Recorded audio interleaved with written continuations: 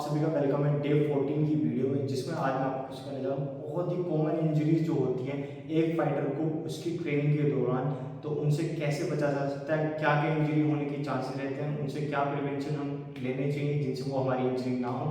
ये सारी चीज़ें मैं आज इस वीडियो में आपको बताने जा रहा हूँ। तो स्ट्रेंथ ट्रेनिंग हो, चाहे आपकी प्रैक्टिस हो पंचिंग बैग पे, हैवी हार्ड हिटिंग, या फिर स्पारिंग हो, या फिर कुछ भी चीज़ आप कर रहे हो टेक्निकल फॉर्म में, तो आपके इंजरी होने के चांसेस काफ़ी ज़्यादा बढ़ जाते हैं। ये सारी चीज़ें हम इस वीडियो के अंदर जानेंगे। मैं हूं अनिकेत कुमार, आप देख रहे हैं मार्शल वीडियो अकेडमी। तो सबसे पहले कॉमन इंजरी जो होती है ज़्यादातर बच्चों को, वो स्पारिंग के दौरान आपका कट और ब्रूजेस, जो आपके छिल जाना, ये सारी चीज़ें होती है। चाहे आपका ग्रैपलिंग सेशन कर रहे हो आप, चाहे आप स्पारिंग सेशन कर रहे हो, तो इसमें ये चीज़ें लगने की, कट लगने की, छिलने के बहुत ज़्यादा चांसेस बढ़ जाते हैं आपके। तो इसके लिए आपको सबसे ज़्यादा जरूरी प्रिवेंशन क्या करनी चाहिए जिससे आपकी ये चीज़ें ना हो। तो सबसे ज़्यादा इंपॉर्टेंट, तो आपको सारे प्रोटेक्टिव वेयर्स पहनने चाहिए। चाहे आपका एल्गार हो, चाहे आपके शिन पैड्स हों, हाथों में बड़े नंबर के साइज के आप ग्लव्स पहनने। आप ये नहीं कि आप 8 आउंस के ग्लव्स पहन रहे हो, स्पारिंग में भी आपको बड़े ग्लव्स पहनने, ताकि आप अच्छे से उसको स्पारिंग को अच्छा सेशन बना सको, उससे कुछ सीख सको। हमें सामने वाले को इंजर्ड नहीं करना, वहाँ से कुछ सीख के जाना है हमें। तो इसलिए आपको वहाँ पे ध्यान रखना है, स्पारिंग को एकदम कंट्रोल वे में करना, ये स्पारिंग करनी है। और बड़े नंबर के ग्लव्स पहनने, 10 या 12 आउंस के अकॉर्डिंग। फिर से बता देता हूँ मैं, हेड गार्ड ग्लव्स बड़े नंबर साइज के 10 to 12 आउंस के, एल्बो पैड, शिन गार्ड, नी गार्ड, और आपका एल गार्ड ग्रोइन अटैक से बचने के लिए बहुत ज़्यादा इंपॉर्टेंट है। फिर आ जाते हैं हम नंबर 2 इंजरीज जो होती हैं हमारी कॉमन होती हैं स्प्रेन और स्ट्रेन मसल्स में और एंकल जॉइंट्स में, जो कि बहुत ही ज़्यादा कॉमन है जब आप फाइट कर रहे हो। क्योंकि भाई आप अपनी मसल्स को अटैक ही कर रहे हो, तो उसमें ये चीज़ें आना बहुत ज़्यादा कॉमन है, लेकिन उससे बचा जा सकता है, बहुत ज़्यादा इंपॉर्टेंट है। उसके लिए हम प्रिवेंशन कर सकते हैं बहुत अच्छे। जैसे कि आपको कभी भी आते पंचिंग बैग पे boom boom boom boom attack नहीं कर देना बिना किसी अच्छे वार्म अप के। अच्छा शैडो बॉक्सिंग से पूरी मसल्स को स्ट्रेच करके, एकदम अपने जॉइंट्स को मोबिलाइज करके, तब आपको स्टार्ट करना है। चाहे आप पैड पे अटैक कर रहे हो स्ट्राइकिंग, या फिर एक हैवी बैग। ये बहुत ज़्यादा इंपॉर्टेंट है। आपको वार्म अप होना किसी भी वर्कआउट से पहले, चाहे वो आपका स्ट्राइकिंग का हो, चाहे आपकी स्ट्रेंथ एंड कंडीशनिंग का हो, तो उसमें ये चीज़ आपको ध्यान रखनी है। साथ के साथ जब आप स्ट्रेंथ ट्रेनिंग कर रहे हो और उसमें आपको पूरा प्रॉपर वार्म अप स्ट्रेचिंग की हुई है, लेकिन स्ट्रेंथ ट्रेनिंग में आपको अपना ओवर ट्रेन नहीं करना मसल्स को, क्योंकि आपने ऑलरेडी अपनी मसल्स को बहुत ज़्यादा ट्रेन किया हुआ है स्ट्राइकिंग के दौरान। साथ के साथ आप उस पर ओवरलोड डालोगे वेट का, तो वो और ज़्यादा उसको स्ट्रेन लाने के चांसेस बढ़ा सकती है। तो चीज़ों का बहुत ज़्यादा ध्यान रखो, प्रॉपर वार्म अप होना, स्ट्रेचिंग होना और जॉइंट्स को मोबिलाइज करना आपको बहुत ज़्यादा जरूरी है। उसके लिए आप अपनी स्ट्रेंथ ट्रेनिंग जरूर ऐड करें। स्ट्रेंथ ट्रेनिंग ऐड करना बहुत जल्द जरूरी है, लेकिन उसमें भी आपको ये ध्यान रखना है कि आप उसको ओवर ट्रेन ना करें। फिर आ जाते हैं आपके जॉइंट्स पे। जॉइंट्स पे भी बहुत ज़्यादा कॉमन इंजरी होती है आपके, जैसे शोल्डर में, एंकल में, और नी जॉइंट और एल्बो जॉइंट।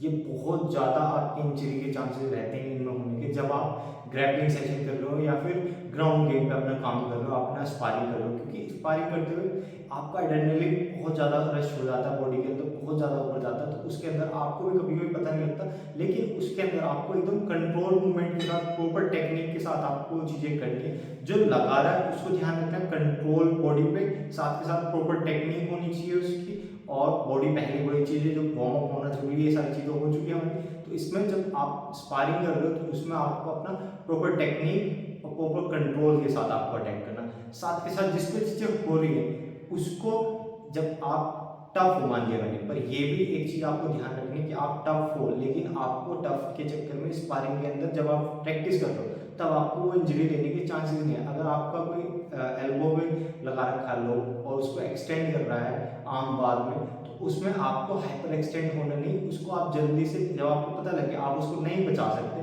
तो आपको अर्ली टाइम करना हो उसमें। ये नहीं कि आप वेट करो कि हाइपर एक्सटेंड हो गया, कितना मैं उसको खींच सकता हूँ, मैं रोक सकता हूँ, ये चीज़ें आपको नहीं करनी है उसमें, क्योंकि वो आपको बहुत लंबी इंजरी दे सकती है और आपको केज से बाहर बता सकते हैं कम से कम 1 साल के लिए। तो इन चीज़ों का आपको ध्यान रखना है। एल्बो डिसलोकेशन होने के बहुत ज़्यादा चांसेस रहते हैं, आपके शोल्डर डिसलोकेशन होने के। तो इसलिए आपको प्रॉपर टेक्निक, कंट्रोल जो कर रहा हो और जो कर जिस पे हो रहा हो, तो उसको भी ध्यान रखना है आपको कि कंट्रोल में जब तक आप सह सकते हो तभी। ये नहीं इसमें आप शर्म लगाओ कि नहीं मैं तो आज तकड़ा हूँ, फाड़ दूंगा, वो चीज़ें ध्यान नहीं रखनी। आपको टैप कर देना जब आपको लगे कि अब आप उसके कुछ नहीं कर सकते टेक्निक में। तो ये डिसलोकेशन जॉइंट्स इंजरी बहुत ज़्यादा कॉमन होती है। उनसे बचने के लिए आपको जरूर ये चीज़ों का ध्यान रखना है जब भी आप स्पारिंग सेशन करो, और हमेशा एक कोच की गाइडेंस में ये चीज़ें करो। आप अकेले करने लग जाते हो तो कोई देखने वाला नहीं होता, कभी कभी आपको भी नहीं पता लगता आप क्या कर पा रहे हो एड्रेनल रश के चक्कर में और सामने वाला तगड़ा दिखाने के चक्कर में। तो हमेशा गाइडेंस के अंदर ये चीज़ें करनी चाहिए आपको। तो ये तो बता दी मैंने आपको कॉमन इंजरीज जो होती हैं उनसे प्रिवेंशन कैसे लिया जा सकता है आपको। साथ के साथ में देखो आपको कुछ कॉमन चीज़ें बता देता हूँ, टिप्स हैं मेरी तरफ से जो मैंने प्रैक्टिस करी है उसमें तरफ से। कभी भी कोई भी टेक्निक आप लगा रहे हो तो हमेशा उसको कंट्रोल करके लगाओ, ये नहीं कि आउट ऑफ कंट्रोल हो जाए और सामने वाले को इंजरी दे दो आप। और हमेशा किसी ना किसी गाइडेंस में चीज़ें करो आप। ये मतलब देखने में बहुत अच्छे लगते हैं, करने में बहुत अच्छे लगते हैं, लेकिन कभी कभी आपको इतनी ज़्यादा इंजरी दे सकती हैं और आपको नहीं, आपके कारण किसी और को इंजरी भी लग सकती है। तो हमेशा एक प्रॉपर गाइडेंस के अंदर आपको ये प्रैक्टिस करनी है। अगर आप किसी से स्पारिंग कर रहे हो या कुछ भी चीज़ आप कर रहे हो, क्योंकि आप अपने आप की बॉडी को भी आपको बचा के रखना है, एक स्मार्ट फाइटर भी आपको बनना है। देखो स्ट्रॉन्ग के साथ साथ आपको स्मार्ट फाइटर भी बनना, तभी आप एक अच्छे से लंबे टाइम तक आप केज में फाइट कर सकते हो। अगर आप बस टफनेस पर अपने काम करोगे और स्मार्टनेस पर काम नहीं करोगे तो आप जल्दी इंजरी खा जाओगे और वो आपको लंबे टाइम के लिए बैठा सकती है केज से बाहर। और कुछ कुछ इंजरी ऐसी हो सकती है कि आपको केज से हमेशा के लिए टाटा बाय बाय करवा सकते हैं। तो ये मेरी कुछ टिप्स थी, आपको प्रॉपर कंट्रोल के साथ, प्रॉपर गाइडेंस के साथ, proper warm up, proper stretching, proper technique को पहले समझ के तब उसको लगाना है। ये सारी चीज़ें समझ के तब ही ज़्यादा से ज़्यादा करो और साथ के साथ किसी की गाइडेंस में करो। तो इसी के साथ आज की वीडियो को हम एंड करते हैं। अगर वीडियो आपको पसंद आई तो उसको लाइक करो, कमेंट करके आप बता सकते हो आपको कैसी लगी, और अपने दोस्तों के साथ शेयर कर सकते हो। और आप हमारे चैनल को सब्सक्राइब जरूर करो, उससे हमारा मोटिवेशन बनता है कि हम एक स्ट्रॉन्ग अच्छी कम्युनिटी बना रहे हैं। तो इसी के साथ मिलते हैं नेक्स्ट वीडियो में। जय हिंद, जय भारत।